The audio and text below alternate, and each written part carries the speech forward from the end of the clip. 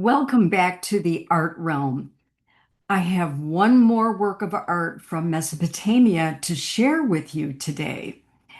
This one dates much later than the other four that we just looked at. So I think the Code of Hammurabi was around 1700 BCE. The Lamassu, this fascinating guy from the Citadel of Sargon II, dates to 720 to 705 BCE. So you can see it is much later in Mesopotamian history. This incredibly detailed high relief was found in the remains of a gigantic city built by King Sargon II. And this city was built around 713 BCE. in the area of modern Khorsabad, which is in Iraq. He named his city Dur Sharukin, the fortress of Sargon, and it was intended as the new capital of the powerful Assyrian Empire. At the time, it was the largest city in the ancient world. The palace had approximately 200 rooms and courtyards. Sargon II died in a bloody battle in 705 BCE. His body was never found, and this kind of spooked his son and successor, who was King Sennacherib. And so he decided to abandon the building of this city, and he established his capital at Nineveh. Dur-Sharrukin was forgotten until 1843, when French archaeologists conducted excavations that led to the rediscovery of the Assyrian civilization. The massive gates were flanked by monumental guardians serving a magical protective purpose. The Lamassu combined the powers of different animals in order to ward off the king's enemies and protect the city. Impressively, each sculpture was carved from a single block of limestone, gypsum, or in this case, alabaster. Our example weighs about 28 tons, but some Lamassu weigh as much as 30 to 50 tons. And while our example is 13 feet 10 inches tall, others are up to 20 feet tall. I've actually gotten to see one of these in person because the Institute for the Study of Ancient Cultures at the University of Chicago has a Lamassu, and they are extraordinary to see in person. The Louvre also has a set, and there are several that are still in place if they have not been damaged, and we'll talk about that in a little bit. Lamassu have the body and ears of a bull, the wings of an eagle, and the crowned head of a human whose face resembles depictions of Sargon II. His eyes are alert, and he wears a gentle, kind, even benevolent expression.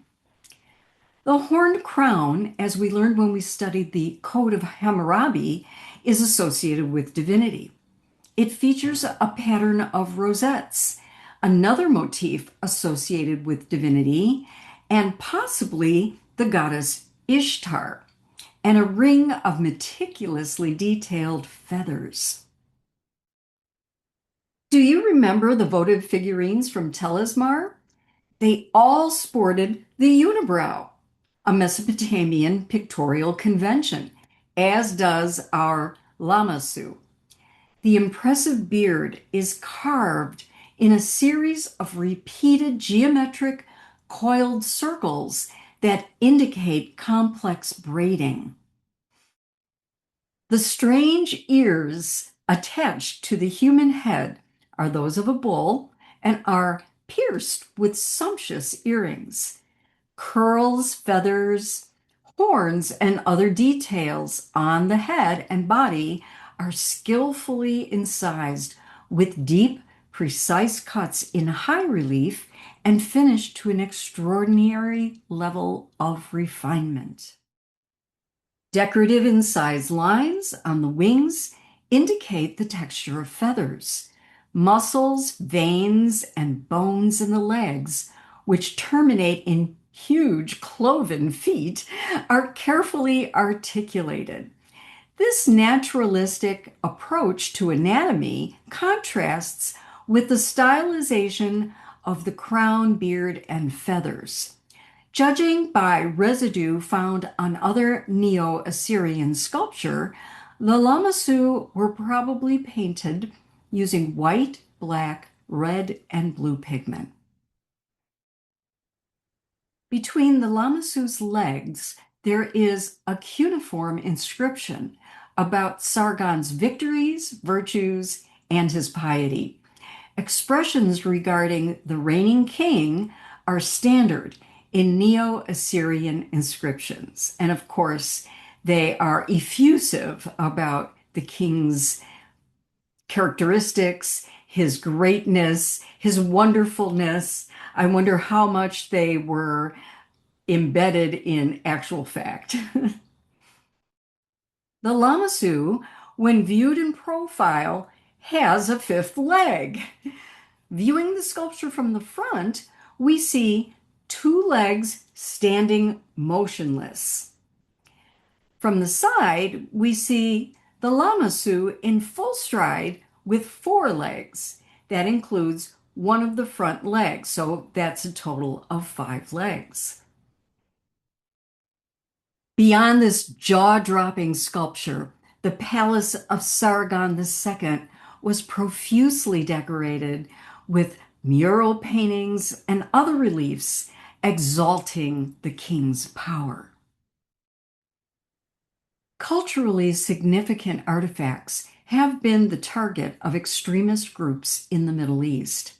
In 2015, a chilling video showed agents of ISIS destroying ancient artifacts near Khorsabad and at the ancient archaeological site of Nineveh, where targets included the Lamassu figures that stood at one of the many ceremonial gates in this important Assyrian city. They demolished historic structures, bulldozed parts of the ancient city walls, and smashed priceless statues of humanity's heritage as part of an ideological campaign against pre-Islamic culture and historical artifacts. Everyone should feel alarmed by this trend because these wonderful examples of humanity's progress belong to all of us. Thank you again for listening in. If you haven't yet, I hope you will like and subscribe.